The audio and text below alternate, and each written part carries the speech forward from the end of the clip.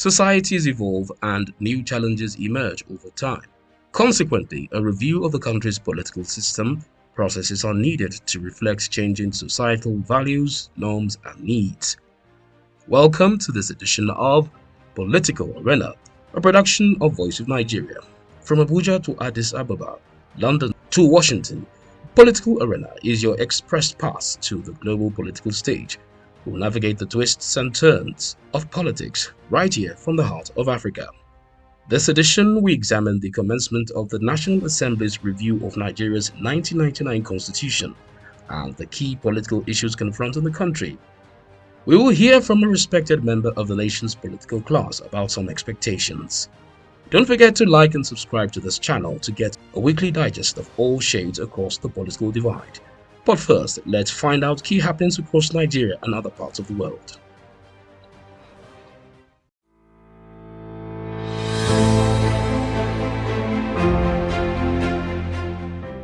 Julius Abure has been re-elected as national chairman of the Labour Party for a second term. He secured his mandate via unanimous support from delegates at the party's national convention in Nentawe, Anambra State, southeast Nigeria. Abure's victory came after facing some stiff opposition from the party, especially from the Nigerian Labour Congress (NLC) leadership, led by its president Joe Ajaero. The NLC had called for Abure's resignation as party chairman and has subsequently rejected the election outcome. The governing All Progressives Congress (APC) has announced April 20th as a new date for the Ondo State Governorship primary election in southwest Nigeria. The ruling party had earlier fixed April 25th for the exercise according to the timetable released last week. Also, the screening of aspirants scheduled for April 19th and 20th is now to be between April 11th and 12th, while the Delegate Congress is now from April 15th as against the later date of April 22nd earlier announced. The Deputy National Chairman Ima Eneku was announced as the head of the committee for the conduct of the exercise. Ahead of the upcoming 2024 governorship elections in Edo State, 17 political parties met the deadline to nominate governorship candidates. The Independent National Electoral Commission (INEC) said it would publish the particulars of the 17 candidates and their running mates on March 30th. The state governorship election is scheduled to be held on September 21st, 2024. Away from Nigeria, and it's a new dawn in Senegal as opposition leader Diomaye Faye swept to resounding election victory, emerging as the fifth president of the West African nation. Faye, 44, a former tax inspector who stepped up as a presidential candidate in November when populist firebrand Ousmane Sonko was disqualified, has an interventionist outlook, including supporting local industrialization. He has pledged to renegotiate oil and gas contracts, equally distribute profits out of a gas field that is expected to start production in 2024. On the economy, Faye has vowed to implement a reform of the CFA franc at a regional level first, and if that fails, will consider creating a national currency. Faye has stated his readiness to fight political corruption and also eradicate same in Senegal's security sector. And those are political happenings from Nigeria and other parts of the world. Political Arena continues shortly.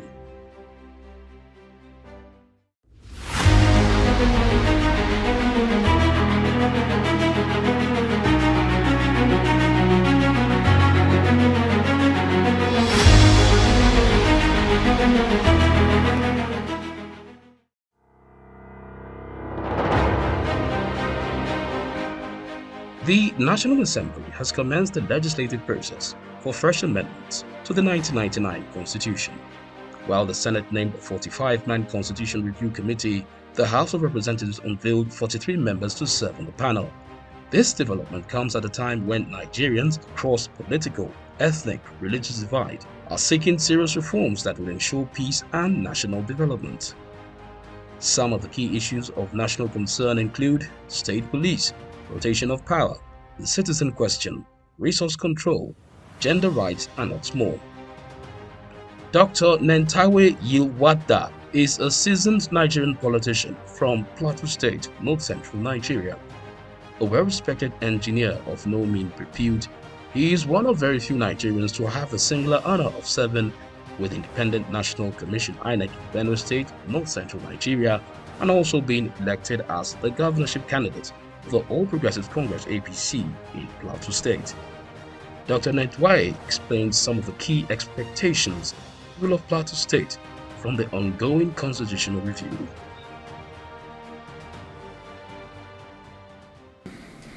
For us, one of the main things that we'll press for as minorities, because we are some of the ethnic minorities in the country, and one of the pressing issues for us is the issue of security, national security, because we are one of the people that over 20 years we've been having frequent attacks in our communities, especially rural communities.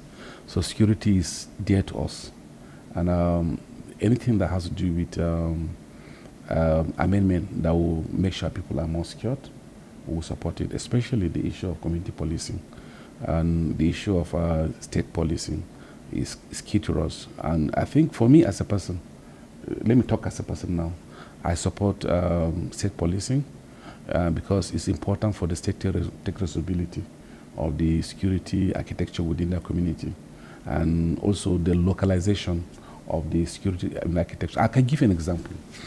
Was a local government in Plateau State is about 4,600 square kilometers. The whole of Lagos is about 1,000 something square kilometers, less than 2,000 square kilometers. So was a local government is about twice the size of Lagos.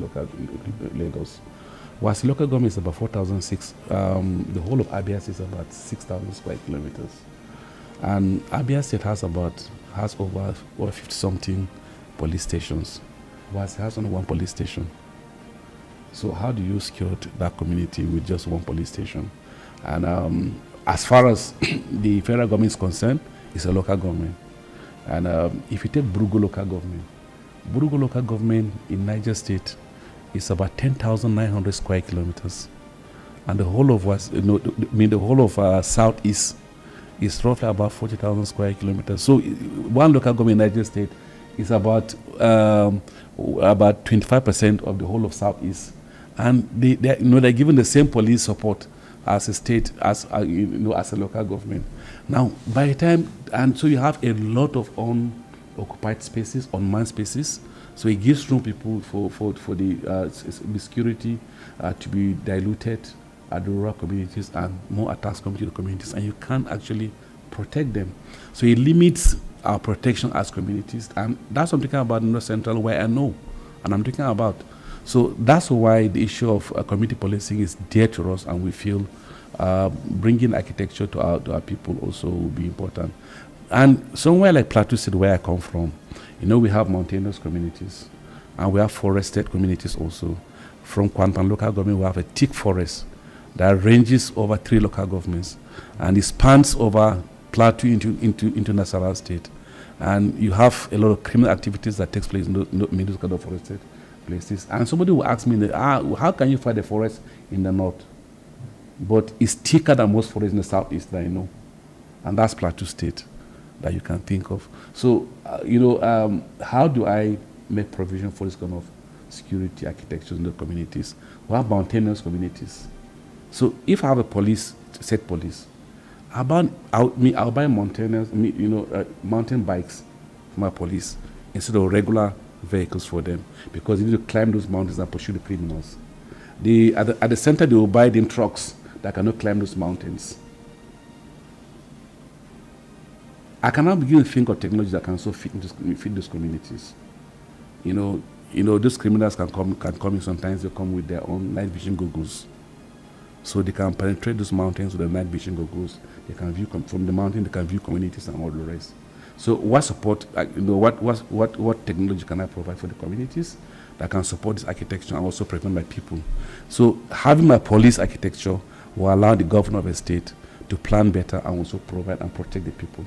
So that's for me as a state, we prefer to have a police, state police. Secondly, is the issue of rotation. Power rotation, the way it is near impossible for somebody from North Central to become even a vice president, to talk about president. It's near impossible. So, bringing in, so sometimes people will say, the Southeast are crying. North Central has not even become, not even a vice president, ever in the history of this country. But Southeast have produced a vice president. We've never produced one. They produce several Senate presidents. they produce SSDs, produce this. There are also 5 states, where 6 states plus FCT making 7. So when you want to talk about, so if you look at the same thing with Northwest, Northeast has never produced a president in Nigeria. But people are, people are talking and say, the North. But look at the geographical areas and the spaces involved. So for us, it's important for us also to talk as a people that the North Central would like to have power rotation so that we can also be part and parcel of the country. It's very important for us when the constitutional amendment, that apart from other things that we need to put in, like the economic factor, we need to make sure that, equitable distribution of projects, equitable distribution of positions, equitable distribution of resources in the country will be important for us. So these are things that we think we need to focus on. And I keep on saying sometimes, if you look at North Central, you see almost all solid minerals, the key solid minerals are from North Central. So can we have a solid mineral development, agency? Or would you prefer? You get it now.